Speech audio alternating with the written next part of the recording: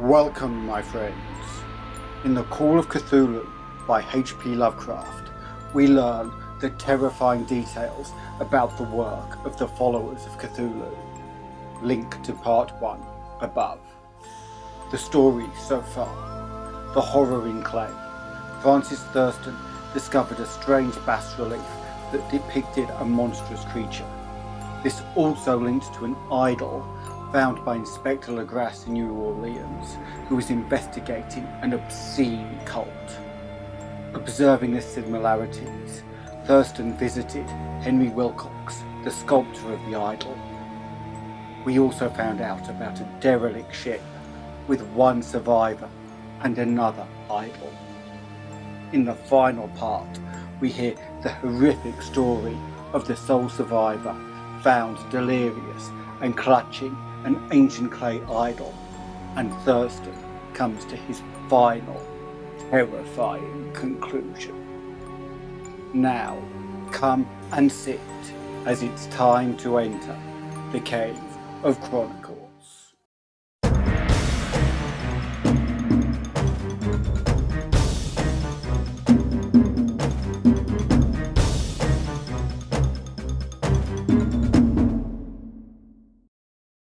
Johansson's voyage had begun just as he told it to the Admiralty.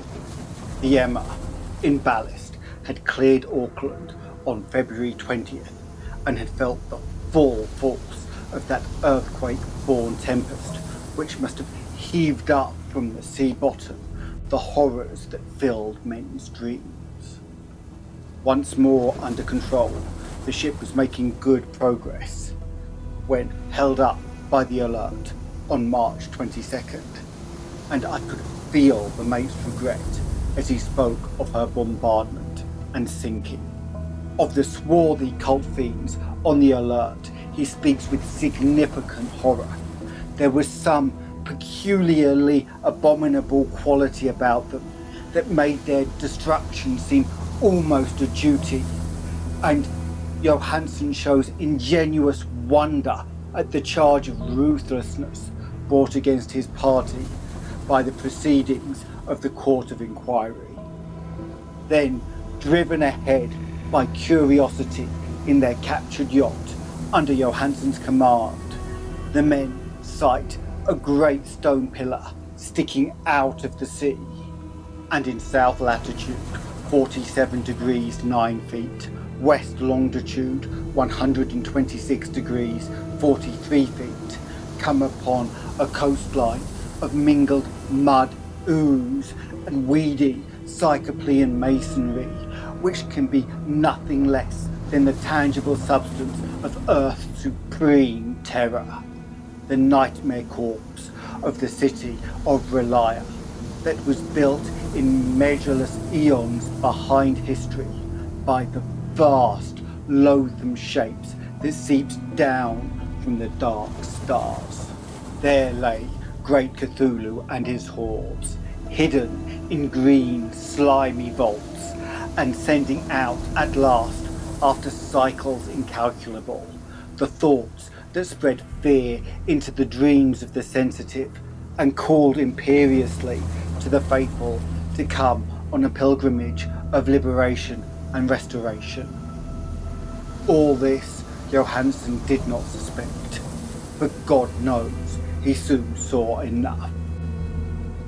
I suppose that only a single mountain top, the hideous monolith-crowned citadel whereon Dread Cthulhu was buried, actually emerged from the waters. When I think of the extent of all that may be brooding down there, I almost wish to kill myself forthwith. Johansson and his men were awed by the cosmic majesty of this dripping Babylon of elder demons, and must have guessed without guidance that it was nothing of this or any sane planet. Or at the unbelievable size of the greenish stone blocks, at the dizzying height of the great carven monolith, and at the stupefying identity of the colossal statues and bas-reliefs with queer image found in the shrine on the alert is poignantly visible in every line of the mate's frightened description. Without knowing what futurism is like, Johansson achieved something very close to it when he spoke of the city.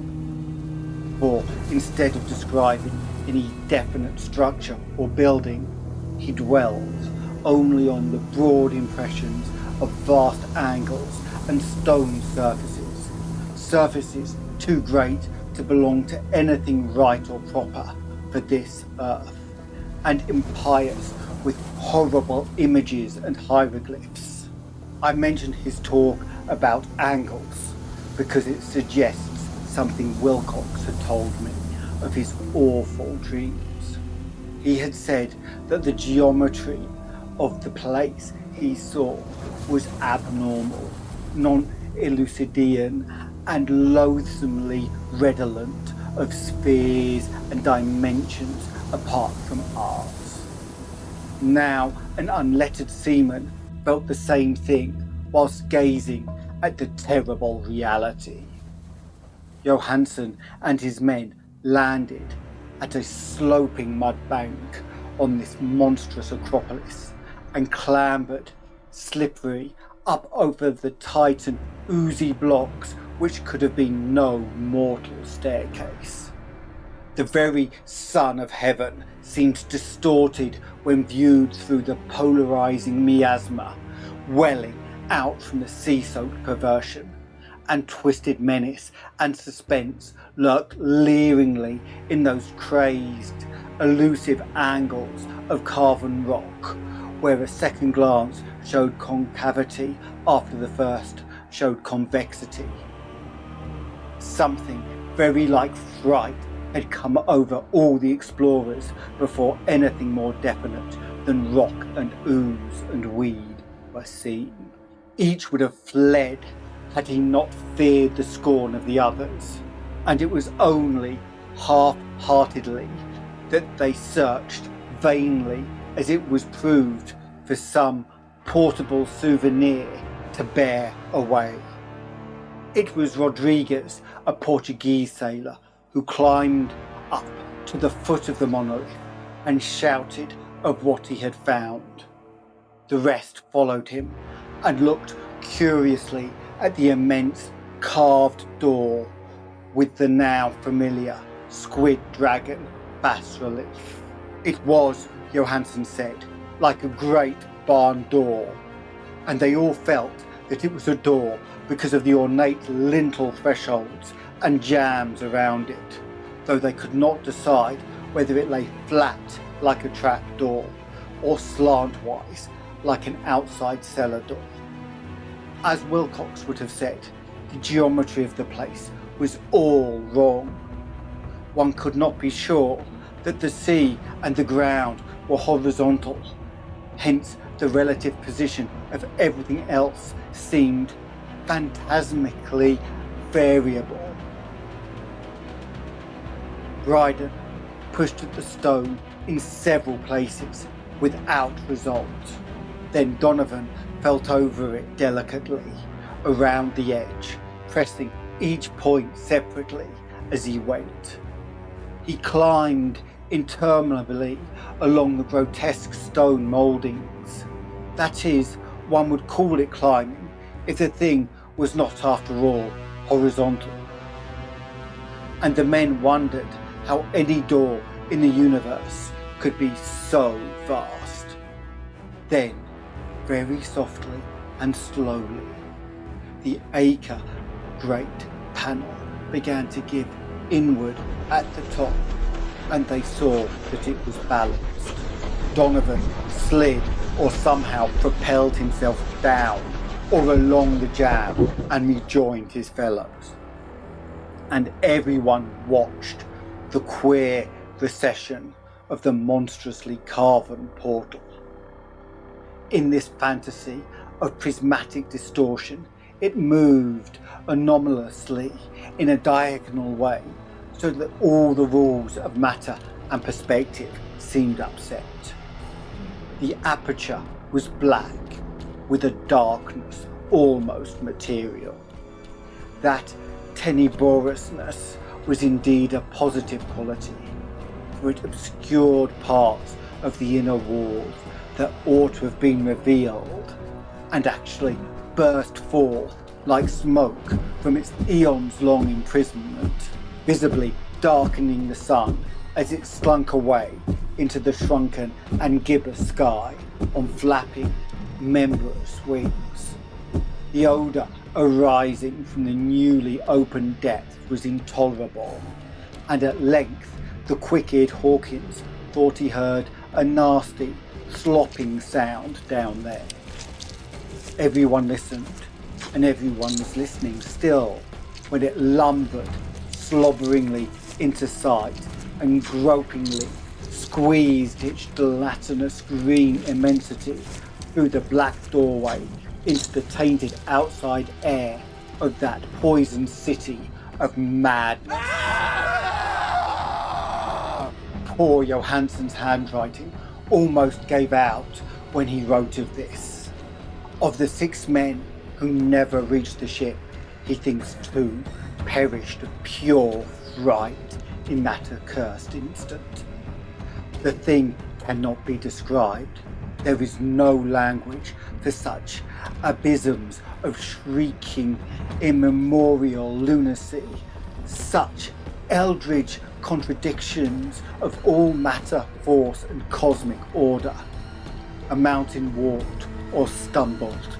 God, what wonder that across the earth a great architect went mad and poor Wilcox raved with fever in that telepathic instant.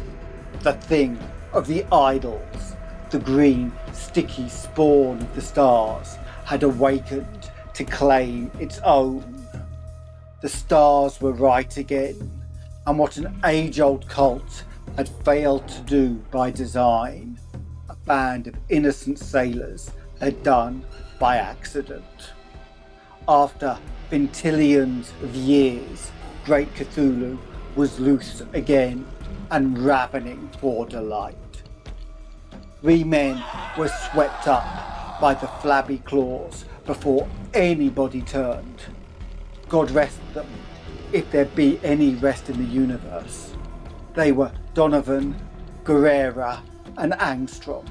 Parker slipped as the other 3 were plunging frenziedly over the endless vistas of green-crusted rock to the boat, and Johansson swears he was swallowed up by an angle of masonry which shouldn't have been there, an angle which was an acute but behaved as if it were obtuse. So only Bryden and Johansson reached the boat and pulled desperately for the alert as the mountainous monstrosity flopped down the slimy stones and hesitated, foundering at the edge of the water. Steam had not been suffered to go down entirely, despite the departure of all hands for the shore, and it was the work of only a few moments of feverishly rushing up and down between wheels and engines to get the alert underway. Slowly, amidst the distorted horrors of that indescribable scene, she began to churn at the lethal waters, whilst on the masonry of that charnel shore that was not of earth, the Titan thing from the stars slabbered and gibbered, like Polypheme cursing the fleeing ship of Odysseus. Then, bolder than the storied Cyclops, Great Cthulhu slid greasily into the water and began to pursue with vast, wave-raising strokes of cosmic potency. Bryden looked back and went mad, laughing shrilly as he kept on laughing at intervals till death found him one night in the cabin whilst Johansson was wandering deliriously. But Johansson had not given out yet. Knowing that the thing could surely overtake the alert until steam was fully up, he resolved on a desperate chance, and setting the engine for full speed, ran lightning-like on deck and reversed the wheel. There was a mighty eddying and foaming in the noisome brine, and as the steam mounted higher and higher, the brave Norwegian drove his vessel head-on against the pursuing jelly which rove above the unclean froth, like the stern of a demon galleon. The awful squid head with writhing feelers came nearly upon the bowsprit of the sturdy yacht, but Johansen drove on relentlessly. There was a bursting as of an exploding bladder, a slutty nastiness as of a cloven sunfish, a stench of 1,000 opened graves, and a sound that the chronicler would not put on paper. For an instant the ship was befouled by an acrid and blinding green cloud, and then there was only a venomous seething astern, where, God in heaven, the scattered plasticity of that nameless sky spawn was nebulously recombining into its hateful original form, whilst its distance widened every second as the alert gained impetus from its mounting steam. That was all. After that, Johansen only brooded over the idol in the cabin and attended to a few matters of food for himself and the laughing maniac by his side. He did not try and navigate after the first bold flight, for the reaction had taken something out of his soul. Then came across the storm of April 2nd, the gathering of the clouds about his consciousness. There is a sense of spectral writhing through the liquid gulfs of infinity, of dizzying rides through reeling universes on a comet's tail, and of hysterical plunges from the pit to the moon, and from the moon back again to the pit, all livened by a cachinnating chorus of the distorted, hilarious elder gods and the green, bat-winged, mocking imps of Tartarus. Out of that dream came rescue, the Vigilant, the Vice Admiralty Court, the streets of Dunedin, and the long voyage back home to the old house by the Edgeburg. He could not tell they would think him mad. He would write of what he knew before death came, but his wife must not guess. Death would be a boon if only it could blot out the memories. That was the document I read, and now I have placed it in the tin box beside the bas-relief and the papers of Professor Angel. With it shall go this record of mine, this test of my own sanity, wherein is pierced together that which I hope may never be pierced together again. I have looked upon all that the universe has to hold of horror, and even the skies of spring and the flowers of summer must ever afterward be poison to me. But I do not think my life will be long. As my uncle went, as poor Johansen went, so I shall go. I know too much, and the cult still lives. Cthulhu still lives too, I suppose, again in that chasm of stone which had shielded him since the sun was young. His accursed city,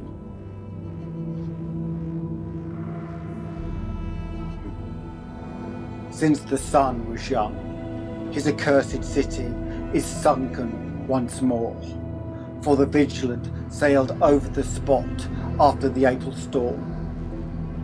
But his minsters on earth still bellow and prance and slay around idol-capped monoliths in lonely places. He must have been trapped by the sinking whilst within his black abyss, or else the world would by now be screaming with fright and frenzy.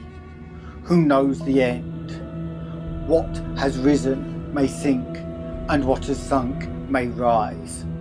Loathsomeness waits and dreams in the deep, and decay spread over the tottering cities of men. A time will come, but I must and cannot think.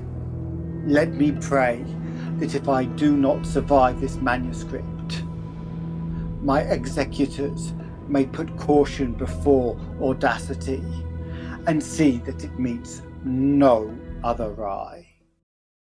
So ends the Call of Cthulhu. As a note, it is well known that Lovecraft was, amongst other things, a racist. This has meant that I've had to remove some of the more heinous terms from his text, while trying to keep the descriptive element intact. The literature is incredible, but sadly, as in so many cases, the author was not. Coming next, we have The Horror at Red Hook, where Detective Thomas Malone investigates a series of strange occurrences in Brooklyn, New York. Also, a combined version of all the videos from this story will be released in the next week or so. If you enjoyed the tale, it helps us if you let others know, so please click the like button. Subscribing will let you travel with us on future adventures, with the bell notifying you as we set off. If you want to join our band of intrepid explorers of the unknown, come visit us on Patreon. There we have a Discord server where you can share in the discussion about the stories told with both myself and the other members, and even join the book club. Coming soon, there will be behind the scenes content, early access content, and options to guide which stories are chosen as the membership grows. There are even tiers to get your own stories produced, and a free tier if you just want notifications and updates. YouTube memberships will follow when I have enough subscribers, hopefully in the next month or so. If you subscribe, it will help. Please let me know in the comments if there are any specific stories you would like to see portrayed in this format. I'm even open to suggestions on how I can improve the content. I try and reply to every comment, so your input will not be ignored. See the description for details of the Patreon and our other social media pages, and for a link to Canje Studios to find out about Arkham Horror board games. Click here to go to our other stories or hear about the Thedunwichhorror. Until next time, farewell. But remember, loathsomeness awaits and dreams in the deep, and decay spreads over the tottering cities of men.